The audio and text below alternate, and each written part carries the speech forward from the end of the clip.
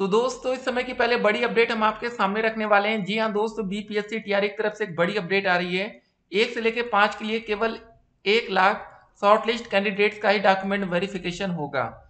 लेकिन आपको यहाँ पर एक बात समझनी है। तकरीबन दोस्तों हमारे पास 79943 पद हैं, लेकिन 1 लाख बच्चों का डॉक्यूमेंट वेरिफिकेशन होगा। इसका मतलब है कुछ बच्चों को वेटिंग लिस्ट में भी रखा जा सकता है। ठीक है, वेटिंग लिस्ट में किन बच्चों को रखा जाएगा? देखिए होता क्या फायदा, बहुत से बच्चों ने फर्जी डॉक्यूमेंट्स लगाए हुए, उन बच्चों का डॉक्यूमेंट, ठीक है, उनका जो भी ये प्रोसेस होगा शिक्षक भर्ती से, उनको बाहर किया जाएगा। ठीक है, एक और बड़ी अपडेट देखिए, ट्विटर के माध्यम से क्या अपडेट है, पहले वो भी हम आपके सामने रख दें। बीपीएससी की तरफ से क्या अपडेट है देखिए। ज्यादातर लोग बीटेट आयोजन के पक्ष में नहीं है, पर जो लोग चाहते हैं कि बीपीएससी टीआरई 2.0 के पहले बीटेट कराया जाए, वो लोग वैलिड रीजन बताएं।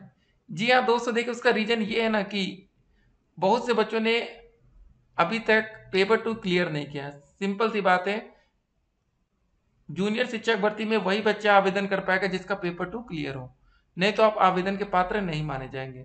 ठीक है, और यहाँ पर आप देख सकते हैं बिहार बोर्ड द्वारा डीएलएड फेस टू फेस के सत्र 2022 और 24 एवं 2021 और 23 के प्रथम एवं द्वितीय वर्ष के परीक्षा का परिणाम आज शाम तक जारी हो जाएगा।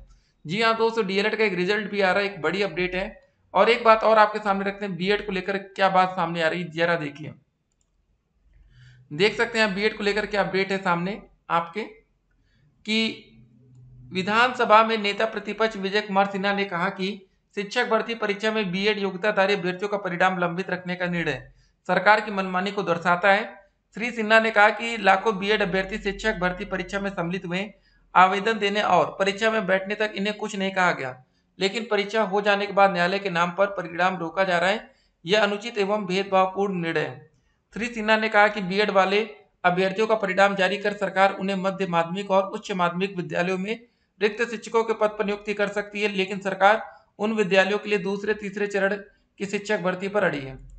गजब है दोस्त इनका तर्क कि अब बताइए, इन बच्चों के सीधे मतलब मध्य में मतलब हो रहा ना कि सीधे जूनियर में अपॉइंट कर दिया जाए बीएड छात्रों को। क्या ऐसा पॉसिबल है? आप ही लोग बताइएगा। ठीक है, तो ये दोस्त पूरा मैटर है आपके सामने रख रहे हैं। देखिए जो भी अपडेट आएगी, अपडेट हम आप तक पहुंचाते रहेंगे। क्या बीएड छात्रों के लिए सीट होल्ड की जाएगी? देखिए दोस्तों अभी तक कुछ ऐसे चांसेस लग नहीं रहे। ठीक है ना, सिर्फ डीएलएड बच्चों को रिजल्ट जारी होगा, ये बात तो क्लियर है। बीपीएससी जारी करेगा पीआरटी में सिर्फ डीएलएड बच्चों का परिणाम। बीएड रिजल्ट पर रोक लग चुकी है। जी हाँ, जो इनका बैठक हुआ था बीपीएससी और शिक्षा विभाग में, उसके बाद यह निर्णय लिया गया है। ठीक है, कोई आधिकारिक प्रेस कॉन्फ्रेंस नहीं किया गया। जैसे दोस्तों अतुल जी आते हैं पर प्रेस कॉन्फ्रेंस करके बताते हैं, एक एक डिटेल देते हैं कि भैया क्या कहाँ पर कैसे क्या हो रहा है। देखिए अतुल जी ने क्या लास्ट ट्वीट किया, वो भी हम आपके सामने रख दें। देख सकते हैं दोस्त, इसको देखिए, ट्विटर को रिफ्रेश भी करके हम आपको दिखा देते कि बिल्कुल लेटेस्ट पोस्ट ही हमें मिले। ठीक है ना, तो यहाँ पर आप देख सकते हैं सम टीआरई ये सब है, लास्ट वाली जो 17 घंटे पहले अपडेट आई थी। उसके बाद दोस्त अभी नई कोई अपडेट नहीं आ रही है। ठीक है, रिजल्ट दोस्त बहुत ही जल्द आने वाला है, बिल्कुल तैयार रहिए रिजल्ट डाउनलोड करने के लिए। आज सबसे पहले 14 सितंबर को दोस्त जो हमारा रिजल्ट आ रहा है वो डीएलएड का आ रहा है। ठीक है, तो डीएलएड के बच्चे इस शिक्षक भर्ती में बड़ी संख्या में सम्मिलित हो रहे हैं। देखिए एक बात और आपको बता दें, आने वाली जूनियर शिक्षक भर्ती में उससे पहले अगर सीटेट का एग्जाम नहीं होता है तो लाखों बच्चे पेपर में सम्मिलित नहीं हो पाएंगे। ठीक है, और देखिए जूनियर शिक्षक भर्ती के लिए आपका पेपर 1 से काम नहीं चलेगा। बहुत से बच्चे पेपर 1 क्वालिफाई है, उनका सवाल ये था कि सर हम पेपर 1 क्वालिफाई है सीटेट में या बीटेट में, क्या हम जूनियर शिक्षक भर्ती के लिए अप्लाई कर पाएंगे? जी नहीं, बिल्कुल भी नहीं।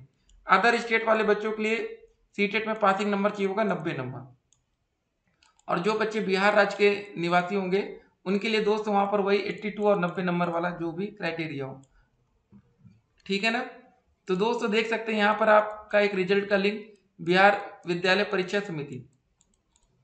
तो जैसे दोस्तों डीएलएड की अपडेट आती है, अपडेट यहाँ पर आप पा पाएंगे। जी हाँ, जैसा कि हमने आपको बताया था कि बहुत से बच्चों ने, जी हाँ दोस्तों, फर्जी प्रमाण पत्र बना लिया है जिस वजह से उनको आरक्षण का फायदा मिले। तो देखिए हमने आपको पहले क्लियर कर दिया था कि आरक्षण में बिल्कुल लिमिटेड कट ऑफ जाने वाली है, बहुत ही कम कट ऑफ जाएगी, ऐसी कट ऑफ जिसको आप सोच भी नहीं सकते। जी हाँ, कहते हैं यार इतने कम नंबर पर अगर हम होते तो हमें नौकरी मिल जाती। जी हाँ दोस्तों, आज अदर स्टेट वाले बच्चे बहुत ही अफसोस कर रहे होंगे, स्पेशली यूपी वाले। तो दोस्त एक और बात आपको बता दें, बहुत ही जल्द उम्मीद है कि उत्तर प्रदेश में भी एक बड़ी वैकेंसी आ सकती है, लेकिन इसके लिए हमें थोड़ा इंतजार करना पड़ सकता है क्योंकि यहाँ पर शिक्षा आयोग बन रहा है, जिस वजह से यहाँ पर समय लग रहा है। और बाकी जो भी प्रोसेस होगा, शिक्षक भर्ती आएगी, 51,112 पदों पर वैकेंसी की बात थी यहाँ पर प्राथमिक में, बाकी 17,000 पद और थे। देखते हैं टोटल कितने पदों पर वैकेंसी आती है। बच्चों ने मांग की थी यूपी में कि 97,000 पदों पर वैकेंसी है। ठीक है, तो जब यूपी में वैकेंसी आएगी तो यहाँ पर यूपी में फिर यूपी टेट वैलिड होगा और बिहार के छात्रों के लिए फिर लगेगा सी टेट। ठीक है ना।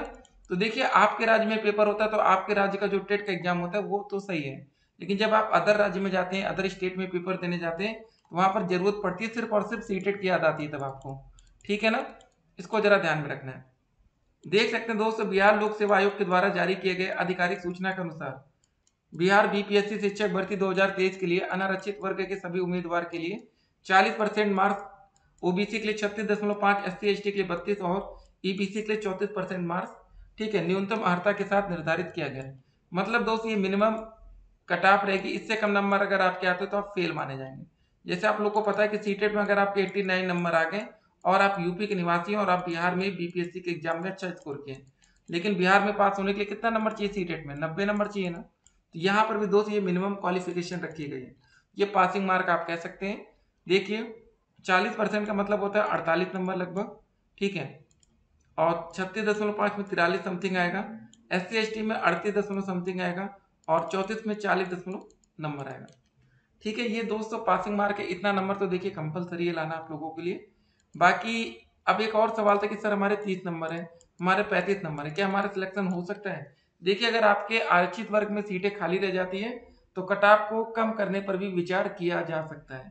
ठीक है ना, बिल्कुल टेंशन मत लीजिएगा, ऐसा नहीं कि कट ऑफ कम हो नहीं सकती, डेफिनेटली हो सकती है। ठीक है, तो यहाँ आप देख सकते हैं अनरिजर्व कैटेगरी मेल और फीमेल, ठीक है, सभी की अलग अलग कैटेगरी है। तो आपको बता दें काफी बच्चों में डाउट था कि जो अदर स्टेट की फीमेल कैंडिडेट्स हैं उनको किस में नौकरी मिलेगी, उनको भी अपनी अनरिजर्व कैटेगरी फीमेल में ही मिलेगी, उनका मेल से कोई लेना देना है ही नहीं। फीमेल के लिए सिंपल सी बात है 50% सीटें आरक्षित थी। एक बात आपसे करें, अगर हम कह रहे हैं अगर सिर्फ लड़कियों का ही पेपर होता, मेल कैंडिडेट्स का पेपर ही ना होता, तो क्या होता? क्या अदर स्टेट की लड़कियों को नौकरी ना मिलता? मिलता, तब भी मिलता है ना। तो इसमें ज्यादा सोचने की बात नहीं है, ठीक है ना। मेल की बिल्कुल सीट अलग है, उनसे कोई मतलब ही नहीं अदर स्टेट में फीमेल का। आर्थिक रूप से पिछड़े वर्ग में पुरुष और महिला, मेल ये कैंडिडेट है, ये फीमेल के लिए।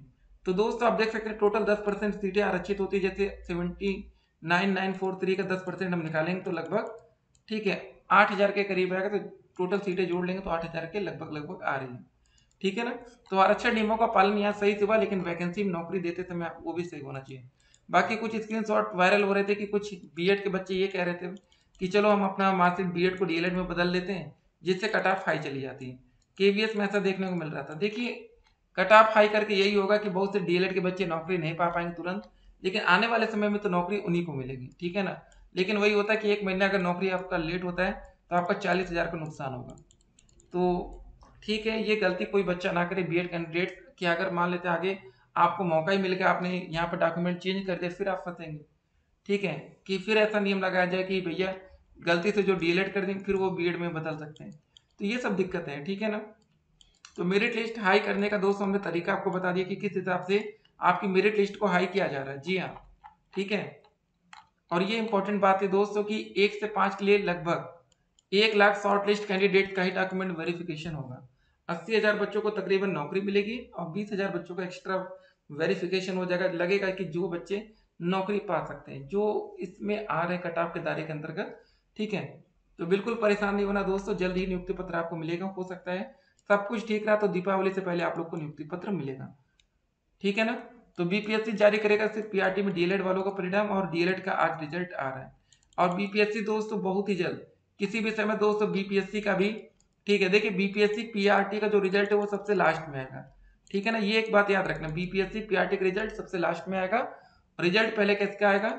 9 से लेकर 12 तक का, इन सभी बच्चों का रिजल्ट पहले जारी होगा। चलिए मिलते हैं एक और वीडियो में, तब तक के लिए stay connected, have a nice day.